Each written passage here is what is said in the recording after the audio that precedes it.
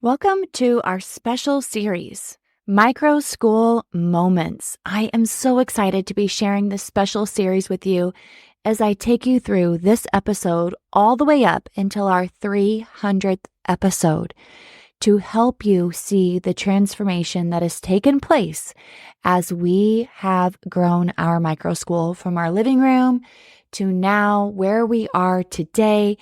Every single episode in this series is going to be very special. There will be 4 episodes in the month of September, and we will gladly be back to 2 episodes a week come October. And you'll see why we have spent time the past several months not having 2 episodes a week, because we have been in this major microschool moment. I'm going to take you through the past 5 years through this series. We're going to end with the 300th episode, having a very special guest. You don't want to miss it. So stay tuned. No matter if you are building your microschool for the very first year, no matter if you are still sitting on the edge of your seat going, do I actually make the move? Or if you've been building your microschool for several years, this podcast series is for you. I'm going to be telling you a story. I'm going to give you reflections. I hope and pray that you walk away with inspiration. This podcast is for everyone, no matter the ages or the stages. You will find glimpses of little treasures of the practical and the tactical, and I'll be sharing the typical day in the life series as we go through what it's been like to really build the school. And then after our 300th episode, I'm going to be giving you day in the lives as we end out October. It's going to be so good. I know I've just taken you from September all the way October. I want to give you a vision because I want you to see what it's been like to go from a living room to where we are now, and to also share with you how my life has changed as a mom, as a microschool leader, and be able to give you, as we end this series, a special guest, and then move into a day in the life. I'm going to take you through in October a day in the life of Monday, Tuesday, Wednesday, Thursday, Friday, Saturday, Sunday, as a mom, as a microschool leader, and as your guide on the side, your coach, your mentor. Hopefully you see me as someone who is inspiring you and helping you to keep the flame alive. Let's get into it. Your dreams are about to take flight. Now is the time to cast aside your fears, your hesitations. No more waiting in the shadows. No more doubts holding you back. No more doing this alone. Your dreams are taking flight, and Microschool Masterminds is here to fuel your journey. It's your time. Your destiny awaits. We are about to soar together into a future of limitless possibilities. You are a microschool pioneer. It is with immense joy and excitement that I announce the grand opening of Microschool Masterminds that will not only help you to start your microschool, but grow your existing microschool by maximizing your time, optimizing your finances, and helping you master your marketing. To those brave souls already navigating the microschool universe, you understand the deep passion and commitment required to provide this truly exceptional educational experience. But oh, the challenge that you may be facing, the stranded feeling of isolation and knowing that this is your first time becoming a CEO. There are so many things that you are learning and that you are wanting to employ, but you cannot do it alone. The endless juggle of the task at hand, becoming an administrator, but also teaching and also wanting to grow what you've already started. We are here together with your time, your marketing, your finances, your planning. Fear no more. Microschool Masterminds is helping to be your guiding light. For those already on this incredible journey, our membership is tailored to maximize your precious time. Imagine having a dedicated space to share your resources, to get the support you need, to collaborate with fellow educators and access expert guidance, advice, videos, and group coaching on marketing, finances, and your time. And for those of you who are hesitant, peering into the world of starting your microschool or your homeschool hybrid program with trepidation, we understand your fears, the legalities, the marketing, the hiring, the space. Where do you even begin? But breathe easy, because Microschool Masterminds provides the roadmap you've been searching for. Our membership offers step-by-step guidance guidance on navigating the legal landscape, crafting effective marketing plans, and even assistance with hiring the perfect team to bring your vision to life. So whether you're a seasoned microschool owner yearning for more efficiency or a teacher with a dream and a spark of uncertainty, Microschool Masterminds is your beacon of hope. With us by your side, you'll not only survive but thrive in the dynamic world of microschooling and starting your homeschool hybrid. Doors are open, friends. Let's embark on this journey together. Microschool Masterminds, www.teachersletyourlightshine.com/masterminds. We're waiting for you. It's time to let your light shine. And here we are in our series, year 3 of a microschool. If you have not listened to our series, Microschool Moments, you've got to go back. You got to go back. As we began in episode 293, Vision to Reality, I talk about before I left public school teaching, leaving teaching, starting our first microschool year 1. Year 2 was episode 294. Now we are in year 3. I wanted to definitely give you a vision. So I want to share with you that last episode I shared was year 2, and our goal for the year was 60 students. Stretch goal was 70. We are at 76, and we have an official wait list for our academic program Monday through Wednesday. We have spots available for middle school, and we have spots available for enrichment, which is really what I love about going from a micro school to also including a homeschool hybrid, because it gives a lot of flexible options. Now, with that being said, literally it's September and we're full with a wait list. Wow. Wow.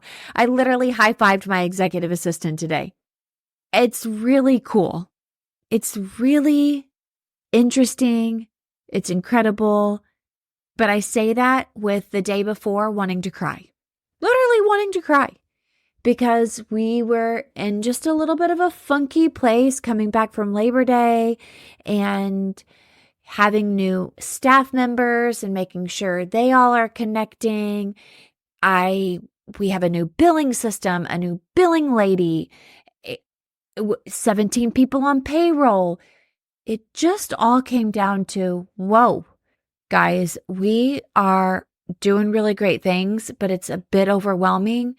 And it's great to have so many people, but you've got to stay ahead of people in addition to teaching people. So in addition to growing the school, there's also the part of me having to grow in my leadership and teaching people. So right now we have 76 students. We have spots open for enrichment, spots open for, like I said, our middle school. And my executive assistant said, now the next thing I'm going to do is I'm going to stretch you. I'm going to see how we can turn that wait list into more students, get another classroom, get another teacher. And I said, we are going to slow down. We're slowing down right now. We're right where we need to be. We're good.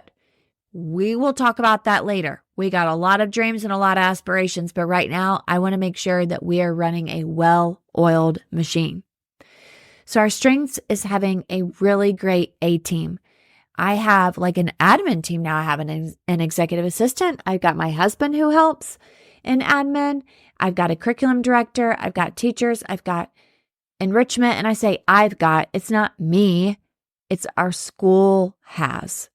I'm sharing how we've grown. And I just want to make sure as much as possible that I don't say, I have, it's me. It's not. None of us can say that it's all about what we've done. No way. No way. None of us. So that's something I encourage you to do, because my husband, I used to say like, I, and he's like, hey, no, we. And I'm like, oh yeah, we, yes, we. He's right. Listen to the tone of your peers when they're like, I. They don't mean to do it. We don't mean to do it, including myself. We don't mean to do it. But there's a different feeling when you say we, our.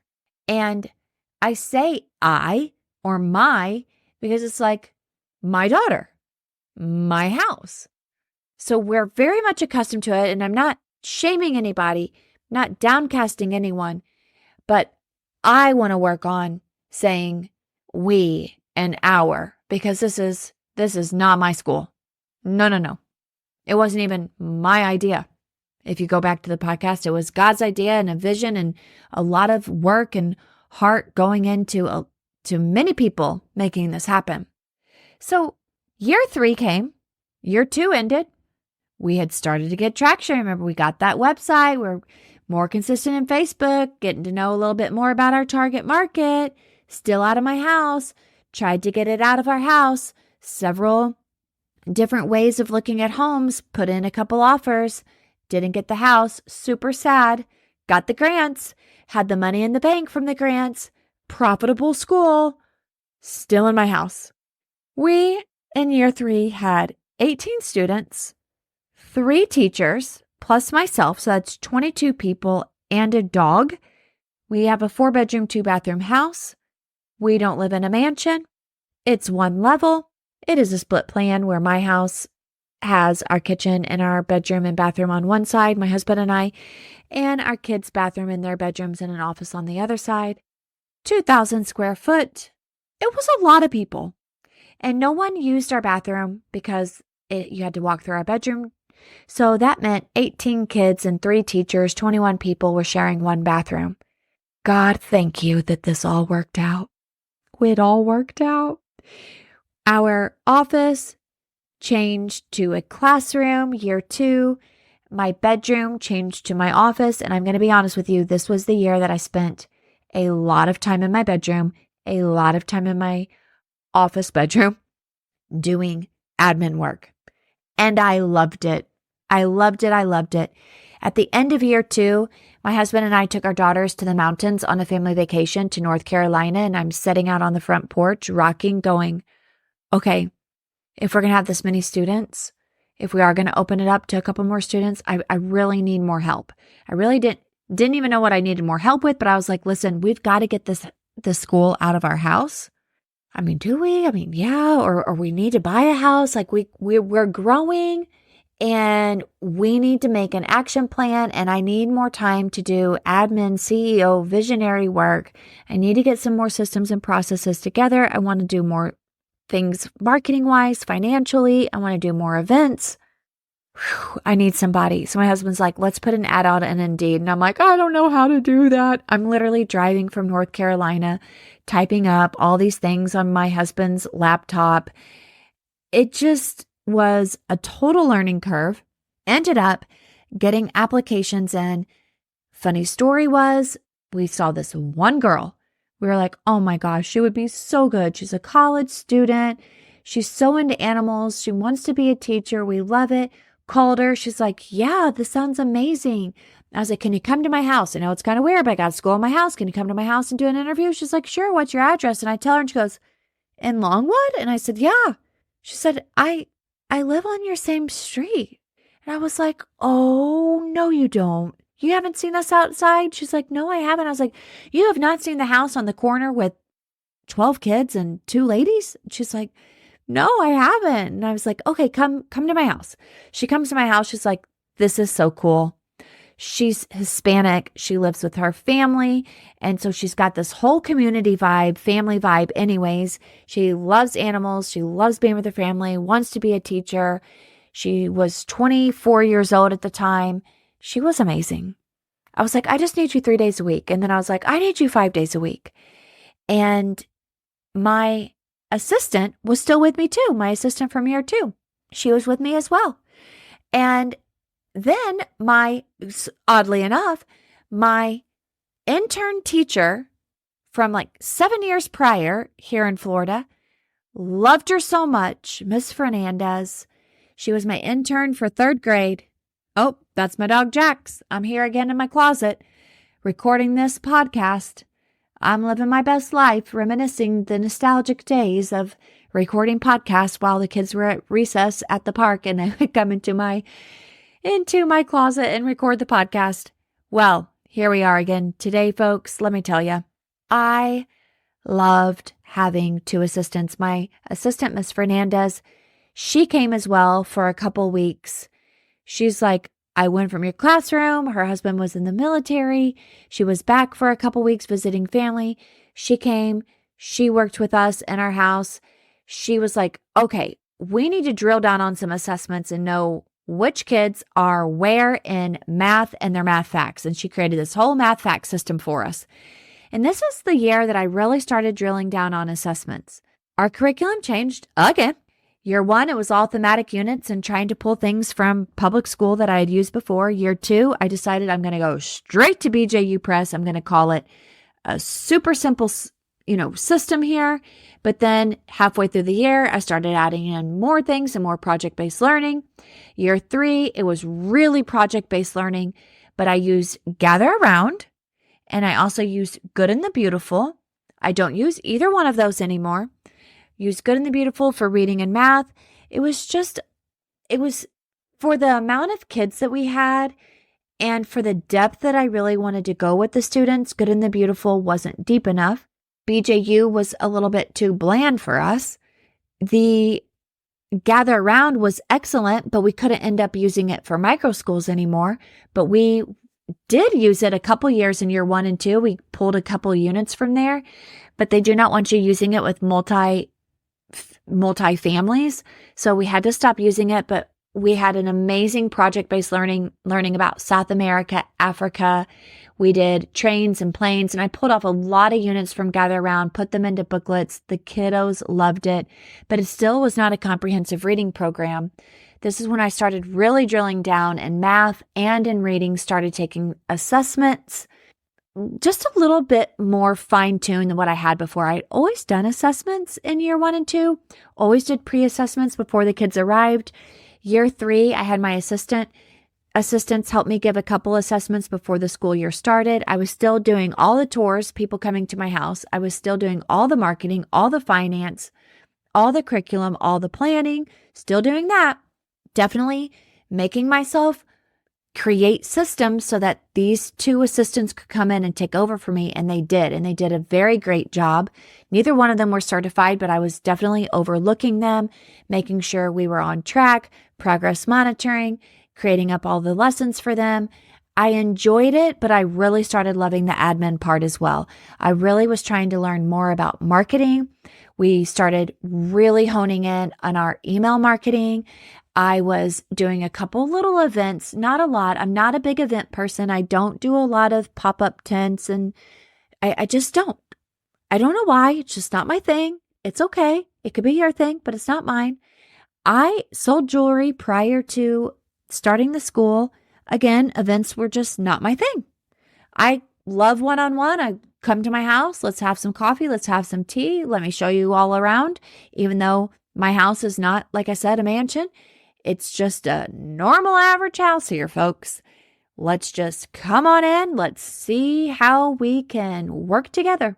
This is a home school, like a real home and a school put together. That's all I could say to people. I loved it. But these assistants here, they helped me. We put a lot of great systems in place, including my Aaliyah, the assistant who's still with us. This is her 3rd year with us. You all, this girl is insane. She has literally grown with our school. She's now our enrichment coordinator. She's got our whole positive behavior system. Unbelievable. Her brain, she's going to be writing books about our behavior system. It is amazing. I'm telling you, incredible. And she is our vegan cook. She is our artist. She's so creative. She's so loyal. She's so kind. She's so just precious. We're so grateful to have her. She's finishing up her college. She literally worked full-time for me year 3, full-time year 4. And she was like, hey, listen, I really got to get my degree done so I can actually become a teacher at your school. And I'm like, girl, you go for it. So she works for us 3 days a week. She also runs extended day in the afternoon. She's just grown with us. It's really been amazing. So I had 3 assistants. Starting off, I had my assistant from year 2. Then I had my college student, Aaliyah. And then I had my intern from years past who came and worked for me for a couple weeks. And then she left to go back traveling with her husband. And so it was just my assistant, Miss Ansel, and my assistant, Aaliyah. like I said, spent a lot of time in admin in my bedroom, doing a lot of dreaming, a lot of planning, a lot of looking for houses, locations. This is when I went really hard, my husband and I, looking for commercial buildings. I didn't want to do it. Looking for churches, didn't want to do it. Wanted to buy the house, wanted to have the land, wanted to have the farm, wanted to have the little cottages, had a dream for it. But I was like, okay, we really got to see here if this is going to be the deal. We got to like make the deal, Lucille, at a place.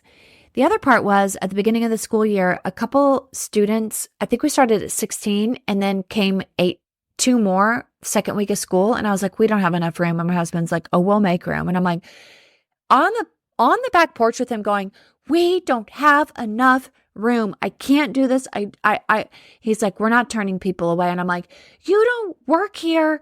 You don't know what it's like when we get new students and we all have to share the same bathroom. Like, what a limited mindset. I mean, these kiddos that came are still with us. They drive an hour. All 3 kids come to our school. They drive an hour.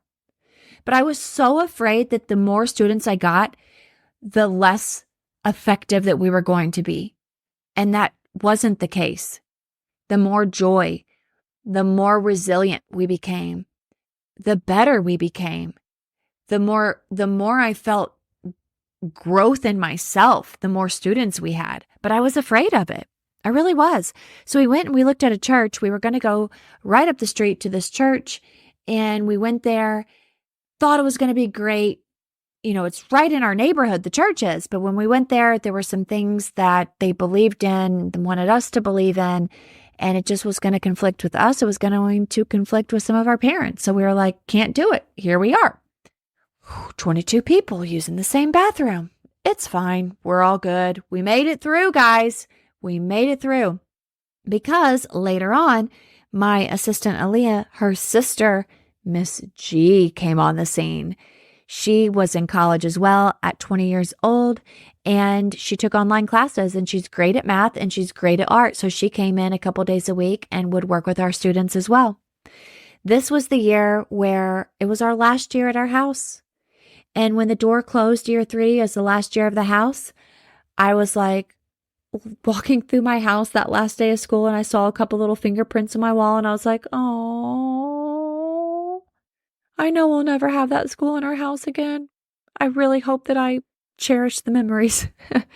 And my husband said that night, let's go to IKEA. And I was like, for real? And we ended up buying a couple $1,000s worth of furniture and rugs and pillows. And we were like, woohoo, we hit the jackpot. We're getting our house back again. It was great. It was so good. But I missed it also being our house. And I will tell you that the kids, the OGs, the originals, they miss it being in our house too. They loved every year that we grew. The kids would say, oh, I missed the first year. Then the second year, they would say that the second year. Then the third year, they'd be like, oh, I missed the first year and the second year. But I love this year. And then the next year, oh, I missed last year when it was smaller. Kids liked it small. I'm just telling you. They liked it small, but they also like having the friends. So it's best of both worlds. I'm telling you. I love it. I'm grateful that it's out of our house. I'm grateful for the time that it was in our house. I mean, what a story. What a story to start in your living room. And I remember my stepmom telling me this one amazing school in the panhandle of Florida. She said, it's just this school that is so eccentric, so beyond what I had ever seen before. She's like, you do know that they started in their living room. And I was like, really? Yeah, they started in their living room. And I remember standing in my living room when she told me that. And I was at the brink of being like, am I really going to make it? Am I going to make it? I'm so nervous. I don't know. So this was the year that we knew we were going to move it out of our house. We knew that projects we had to pay attention to. We were paying attention mainly to financial projects, meaning like making sure we really were paying attention to just what I could do QuickBooks wise, which wasn't anything like chief financial officer thing here. No, I was learning Profit First. I was super proud to learn Profit First. I learned how to manage my money, move my money, save my money. It was excellent. I was learning to manage money at that time. Our SOPs were still pretty simple. My assistant, Aaliyah, said whenever she came, she's like, what do you use for behavior management? I was like, listen, girl, we're just a family around here.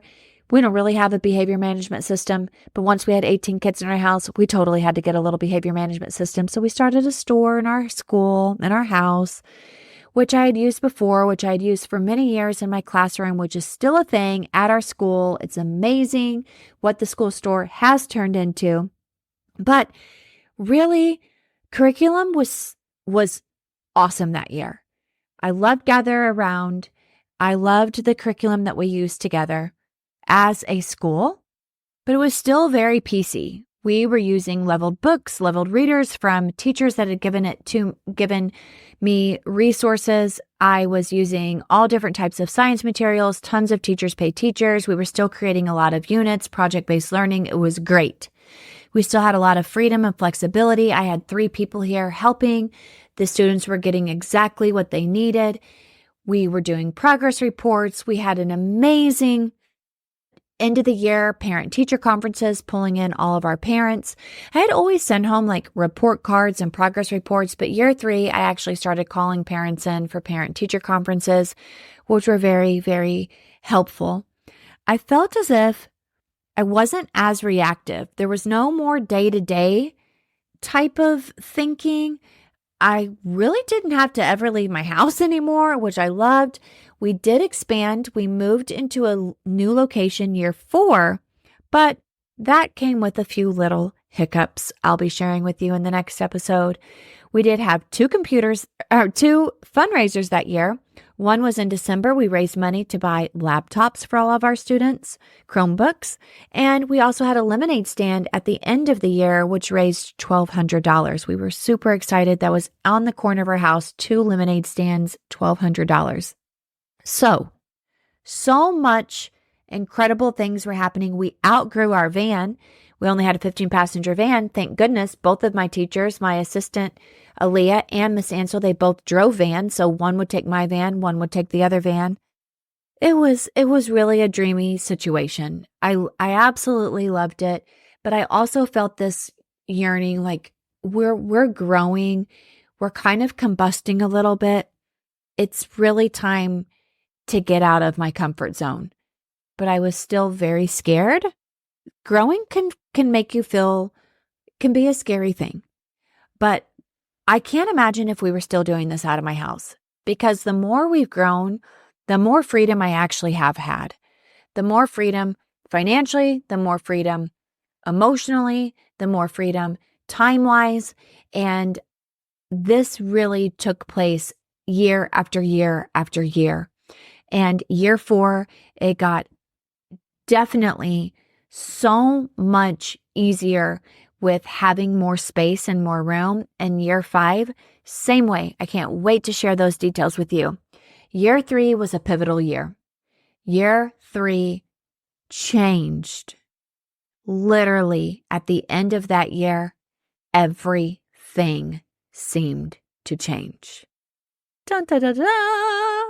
Stay tuned for the next episode. Your dreams are about to take flight. Now is the time to cast aside your fears, your hesitations. No more waiting in the shadows. No more doubts holding you back. No more doing this alone. Your dreams are taking flight, and Microschool Masterminds is here to fuel your journey. It's your time. Your destiny awaits. We are about to soar together into a future of limitless possibilities. You are a Microschool pioneer. It is with immense joy and excitement that I announce the grand opening of Microschool Masterminds that will not only help you to start your microschool, but grow your existing microschool by maximizing your time, optimizing your finances, and helping you master your marketing. To those brave souls already navigating the microschool universe, you understand the deep passion and commitment commitment required to provide this truly exceptional educational experience. But oh, the challenge that you may be facing, the stranded feeling of isolation and knowing that this is your first time becoming a CEO. There are so many things that you are learning and that you are wanting to employ, but you cannot do it alone. The endless juggle of the task at hand, becoming an administrator, but also teaching and also wanting to grow what you've already started. We are here together with your time, your marketing,